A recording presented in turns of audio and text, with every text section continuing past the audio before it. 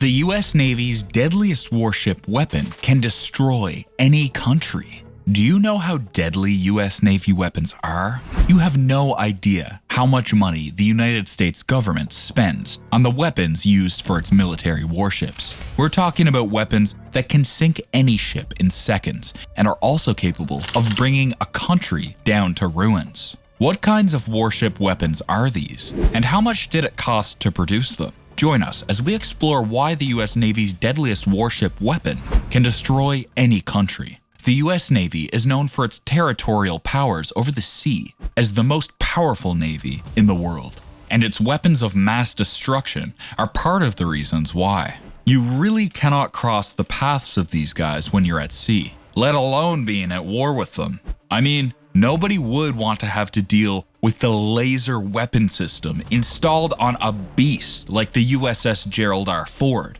Yep, you heard that right. The US Navy has a weapon we only see in fiction movies, and it's called Helios. Invented by Lockheed Martin, Helios is a high-energy laser with an integrated optical dazzler and surveillance system. It is powered by nuclear reactors, and this laser weapon system fires at the speed of light, negating the speed of hypersonic weapons. It can reload quickly to keep off swarms of drones and doesn't require ammunition stores, giving warships nearly unlimited firing opportunities. The need for this new weapon created by the US Navy began when the Chinese military began to show off their military prowess in drones and high-speed missiles. After seeing what China's military was capable of, the US Navy saw China could make them vulnerable, so they had to devise a plan to defend its billion-dollar ships. After much research and deliberation at the Pentagon, it was decided that photons, released by highly agitated atoms, are the best defense against these swarming drones and high-speed missiles that can turn a bright day into the worst nightmare at sea. This means pumping enough electricity through atoms or molecules until they emit light. Then, trap that light between mirrors so it bounces back and forth, exciting those tiny particles even more. Afterward, channel that amplified light into a narrow beam and blast it toward a target at the speed of light. And there you have a laser. Unlike blasters in Star Wars, laser beams don't explode when they hit a target. Instead, they deliver intense heat. At lower power output, lasers can confuse the optical sensors on a drone, increase the power, and a laser will burn a hole right through it. Essentially, lasers turn energy into ammo. Powered by nuclear reactors like those on Ford, they can potentially fire thousands or even tens of thousands of times at incoming munitions. And because laser beams travel at the speed of light, lasers can better attack and target unpredictable weapons like China's hypersonic DFCF than conventional missiles. Lasers are also pretty low cost too, which is one of the reasons why the US military is heavily invested in them. When planning battles against an economic peer like China, defense analysts worry about economics and firepower. The Congressional Research Service estimates that firing a high-powered laser will cost between $1 and $10, just a fraction of the $1 million to $10 million that defensive missiles cost. Using million-dollar missiles to fight off swarms of relatively cheap enemy drones or cruise missiles is what those analysts call a negative cost exchange ratio. Cheap-to-fire lasers rebalance that equation. The first laser was installed on the USS Ponce in 2014 for sea trials, and it looked so unreal that you might have thought it was an astronomer's telescope. Still, this early, low-powered version delivered striking firepower when tests commenced. In one test, the Navy deployed a small Zodiac inflatable speedboat with replica cannons mounted above a dummy driver. Gunners used laser sensors to aim the laser as the raft sped away. As the laser gun tracked and locked in on the target, it fired silently without warning. Instantly, the replica cannons atop the Zodiac exploded, and shrapnel splashes into the ocean nearby. It's a direct, accurate hit, with no visible damage to the boat or the driver. In another test, the laser gun successfully took out a drone launched from the deck of a nearby ship. As the laser engaged the drone, the intense heat cut into the aircraft like a blowtorch, and like that, The drone caught fire and plummeted towards the sea. A second, stronger laser entered trials in 2019. Then, in August 2022, the Navy installed its first permanent laser on a destroyer, the Arleigh-Burke-class Preble. The Navy's contract with the developer calls for at least one more of the $105 million lasers, with an option to purchase up to 9 in all. Later versions could be even more powerful. Lockheed Martin says the weapon could eventually scale up to 150 kilowatts, but even at that strength, it will only be most useful against drones and small surface ships. So, even if the laser weapon's current model is insufficient, it is not as efficient as the US Navy wants. However, a much more powerful 300 kilowatt weapon is on the way, set to be tested this year. This experimental weapon is named Hellcat for the High Energy Laser Counter ACSM program. A 2020 photo taken of the wallboard behind former Chief of Naval Operations, Admiral Michael Gilden, appears to show that the Hellcat testbed will be based on the Navy's existing AN/SEQ-4 optical dazzler indirector, or ODIN system, which is already being fielded on some destroyers. If successful, the platform will be the Navy's first laser capable of shooting down incoming anti-ship cruise missiles. Even with its power, Hellcat won't be enough to stop hypersonic missiles flying at speeds of up to Mach 10. Those weapons are manufactured to withstand temperatures of 1700 degrees Fahrenheit or hotter. The Pentagon believes it may take the 1 megawatt laser, more than 3 times the power of the Hellcat, to stop them. But megawatt-class lasers may not be too far off either. The Navy awarded a contract to Northrop Grumman to develop such a laser. In July 2022, the company completed a preliminary design of a high-energy laser that combines several laser beams into one powerful ray. Northrop said it will initially develop a prototype with up to 300 kilowatts of power, but the technology may allow it to scale up the power to 1 megawatt. So, we can't say how far this laser weapon system will go, but we do know it will surely serve well. If you think this is the greatest weapon that the Navy owns, wait until you see the Phalanx CIWS, a radar-controlled gun capable of tracking jets at high speeds. The Phalanx consists of an M61 Vulcan Gatling gun, the same gun used on the F-15C Eagle and FA-18 Super Hornet, and a radar fire control system. The Phalanx is designed to be switched on in dangerous situations and automatically track and destroy low-flying enemy targets. In 1996, the Japanese destroyer Yugiri accidentally shot down a US Navy jet with its Phalanx system. The Yugiri was supposed to shoot down an aerial target being towed by a US Navy A-6 Intruder attack plane. The order to fire was given before the aircraft had cleared the weapon's line of fire, and the Phalanx locked onto the A-6 instead of the target. Both pilots survived, but it's unknown if Japan paid for a new airplane. Still, it sure wasn't a fun day for anybody on either side, as it is an event to be remembered. Speaking of weapons to remember, the legendary railgun is one weapon the US Navy would never forget in its history. Basically, a railgun is an electronically powered electromagnetic projectile launcher based on a similar principle as the homopolar motor.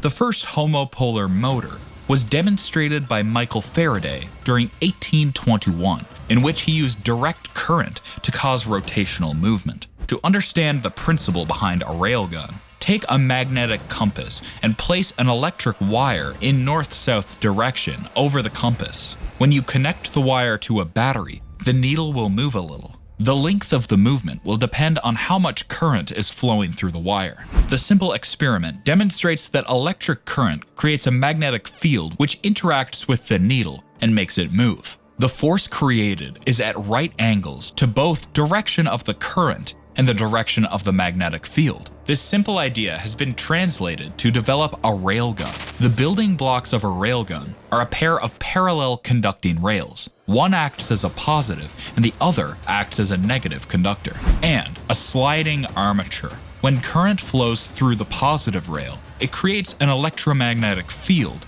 due to which the sliding armature accelerates, and the current passes through it. The current then returns to the power supply through the negative rail. The projectile experiences a force which is called Lorentz force, after the Dutch physicist Hendrik A. Lorentz. The Lorentz force is directed perpendicularly to the magnetic field and to the direction of the current flowing across the armature. This phenomenon is being researched and developed to produce a supergun which does not use a propellant or explosive, but a very high degree of kinetic energy. The power of the energy will depend on the length of the rail or intense current, but as long length of the rails pose problems of space, thus to have an effective railgun, a very high level of current is required. Most railguns thus use a strong current to the degree of 1,000,000 amps for generating the required force. When this force is applied to a projectile, it accelerates to the end of the rails,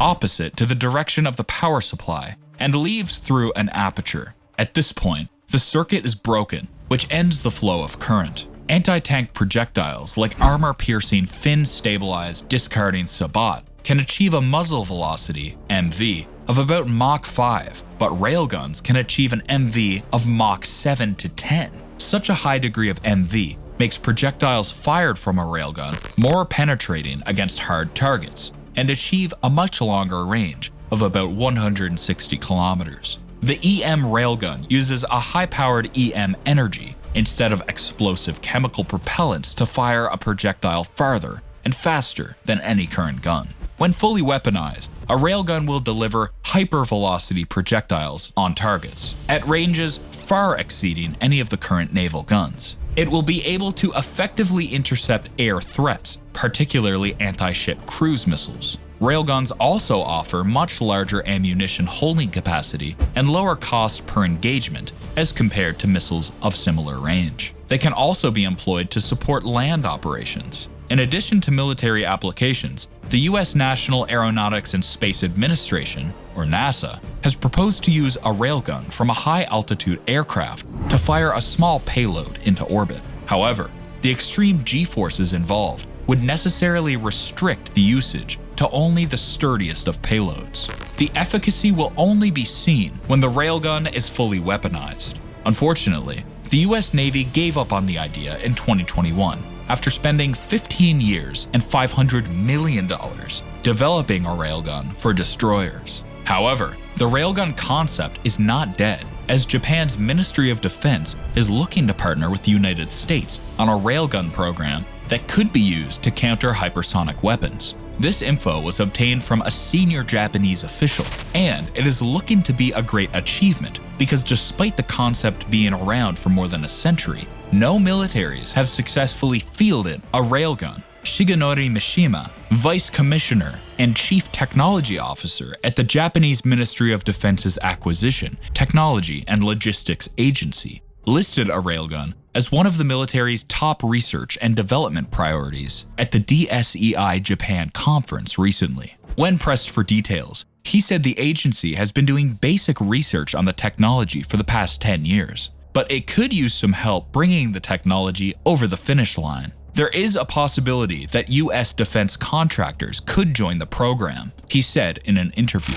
We could use help with the guidance system and power storage, he said. Those are your strengths. We have strengths. For example, constructing the rails. In material sciences, he said. The primary Japanese contractor on the program is Japan Steelworks, and Mishima said he has encouraged its executives to reach out to counterparts in the United States, such as BAE Systems and General Atomics, to see if they could join the program. BAE Systems was the primary contractor on the US Navy's attempt to field a railgun. The Army contracted with General Atomics to research land-based options, such as integrating a gun on a tank or for long-range artillery. Unfortunately, the Navy cut off funding in 2021, and the Army contract expired at about the same time. However, Mishima proposes that the railgun concept can be brought into reality, because Japan sees hypersonic defense as the gun's primary application.